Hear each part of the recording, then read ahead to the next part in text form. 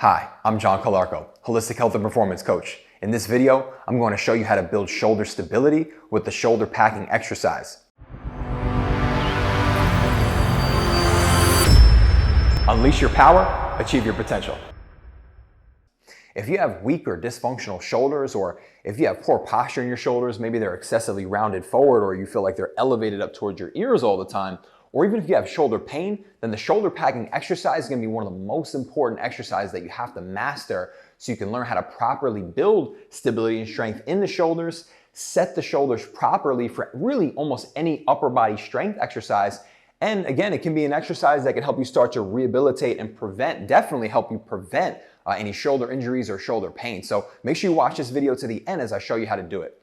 Now, again, shoulder packing is, just as the name says, we're gonna pack the shoulder, okay? The ball that sits in the socket of the shoulder, we're gonna pack it into the socket into a nice neutral or centered position. Sometimes this is referred to as shoulder centration as well, because what we're doing is taking the ball of the socket and we're centering it, okay, kind of on the tee, okay, like a golf tee, which is kind of the way the glenoid functions and that the ball of the shoulder sits on top of it. So we wanna get into that position, ideally for most of our strength exercises. And for the most part, when we're going throughout the day, we want the shoulders to be in that neutral position. Now, we're not talking about making this excessive where we're really pulling them down, past a neutral position, but we're talking about pulling them down sufficiently that they're in that packed neutral shoulder position. Now, really important muscles do this function, and these muscles are often always undertrained and underdeveloped. Now, the rotator cuff is gonna be a big driver of this movement, okay? Because as we pack the shoulder, there's gonna be natural rotation at the shoulder joint. And again, the rotator cuff muscles, the group of 4 muscles, are what rotate the shoulder out, and especially the 3 rotator cuff muscles on the back, okay, of the body there, the infraspinatus, the supraspinatus, and the teres minor on the back. Those muscles work together to externally rotate the shoulder into that position. Now, those are going to be a big driver of the movement again. And then we're going to have the lower trap muscle. So you're probably familiar with the trap muscles up here, okay, that people are often elevated in and stressed in, right, and tight. But we have lower traps that span all the way down the back. I can't really reach them. And then we have our lats, okay, here on the side of the body that also assist in this movement of getting the shoulder into a packed position. All right, so those are the muscles we're going to be targeting here and that are going to be working to help us create that proper position. All right, to set up for the exercise, what we're going to do is come onto the ground. All right, we're going to lay onto our back.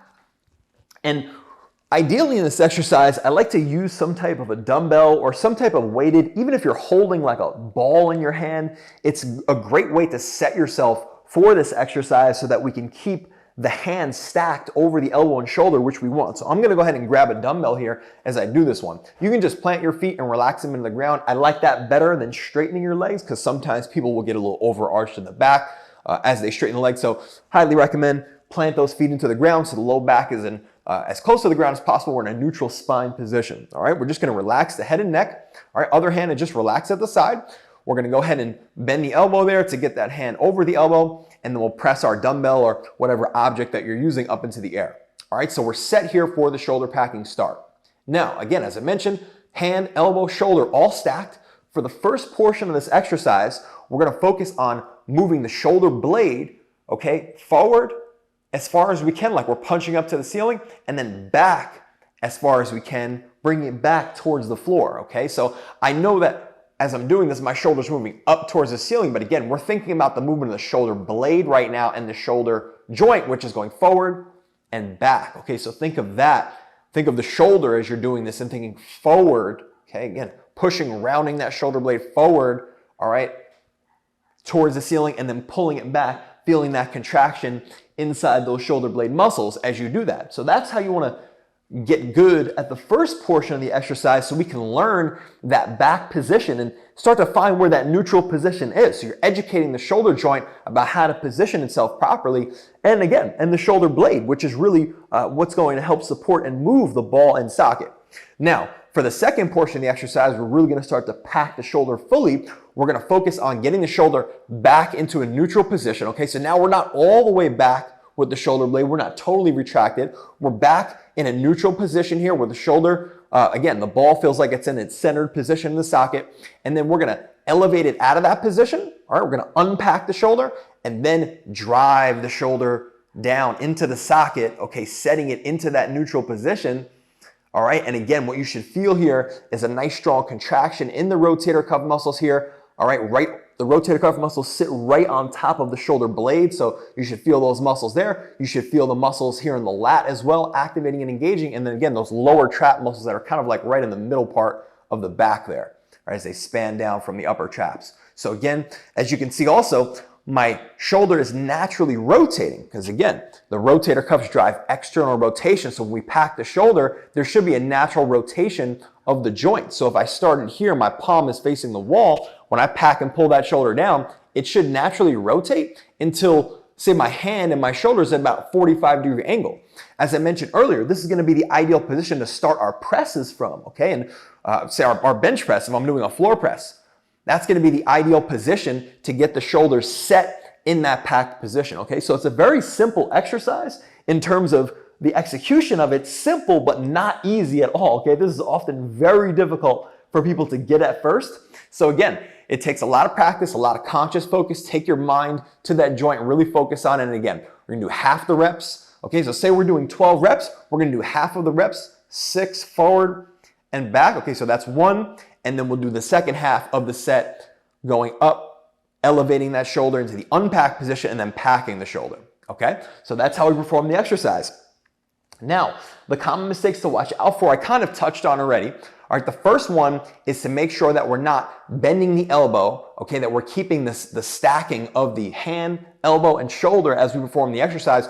Oftentimes, what will happen is as you elevate the shoulder, sometimes the arm will want to come up overhead like that, or if you're packing the shoulder, people will kind of do that because they're over-engaging the lats and the lats pull the arm behind the body like that. So we don't want to let that happen again. That's why it's so beneficial to have the dumbbell to almost self-limit you and force you to keep that stacked position, because if you go like this, it's going to feel like the weight or whatever you're holding is going to fall out of your hands, all right? So again, hopefully the dumbbell will prevent that mistake for you automatically. And then the other thing we want to make sure that we don't do here is we don't want to try to drive here, okay? So the lat is a very powerful muscle, okay? And it doesn't just assist in pulling the shoulder down, all right? It also, like I mentioned, it pulls the arm back behind the body, and it also can act as a lateral flexor of the spine, okay? Especially the thoracic spine, the upper spine here. So we don't want to try to engage the lat to the point that we're twisting the body like this, okay? So again, only thing that's moving is the ball in socket. We're driving down, getting that contraction, the rotator cuffs in the lower traps, and that lat definitely finishes things off. But again, we don't want to be excessive with it and try to over contract and squeeze there. That's also just going to lock us up. If you're doing a pressing exercise in your set, if you're over driving there, you're kind of going to be locked up too much in the shoulder joint, and we do want a slight amount of freedom of motion there. So that's why we think about this exercise as packing, but also really centering the shoulder and getting it into that neutral position in the socket, okay? So make sure that you avoid that mistake there with the shoulder packing exercise. Now, in terms of sets and reps, I spoke to this already. If we're doing sets of 12, to 15 reps, that's about the range that we want to do, because we're training mostly the stabilizing muscles of the shoulder here, all right? The muscles that really control the shoulder and put it into its optimal position precisely. So whenever we're doing stability type training, we want to do higher repetitions. So think about 2 to 3 sets of about 12 to 15 reps on this. If you're doing this one and you're breaking up, even 12 is a good number that works, 14 or 16 again, so you can do half, with your shoulder moving forward and back and kind of getting comfortable with getting that shoulder back first and then mastering the back and down into that neutral position of the full packed position. All right, great time to do this exercise is after any shoulder mobility. So after doing, say, the T-spine rotation and reach, which I've shown you in previous videos, I'll link it here as well. It's a great exercise to do after that one because we've opened up, we've done some mobility, we've accomplished some new range of motions in the shoulder. Now we want to start to put some stability and activation through those muscles to, again, cement those new range of motions. All right, now in terms of some great times to do this, other than after the shoulder mobility, is right before you do any pressing exercises. Again, this is going to lay the foundation to not just your pressing exercises, but your deadlifts. Okay, we want to have the shoulders packed like this when we're deadlifting and we're coming off the ground and locking in and engaging the shoulders so we don't lose our posture. So it's a great one to do really pre-workout, any workout that you do, because you're almost always going to be packing the shoulders, whether you're doing, again, some lower body exercise where you need to lock in on a deadlift, or you're doing any type of pressing. This is going to be foundational for that as well. So that's a great time to do it as well. All right, so if this was helpful for you, go ahead and hit the like button, drop any comments below, let me know if you have any questions, and make sure you hit that subscribe button, hit the notification bell. As you can tell, this is going to be a series of exercises where I'm teaching you how to build the mobility, the stability, and then the strength. We'll work on those strength exercises in future videos of how to properly perform the pressing exercises, your deadlifting exercise, and you'll really see how the shoulder packing exercise carries over to those more advanced exercises and why it's so important and why it was so important to really understand it in detail here and to make sure that you get it precisely correct when you're doing that movement pattern. So again, I hope this is helpful for you. And until the next video, unleash your power, achieve your potential.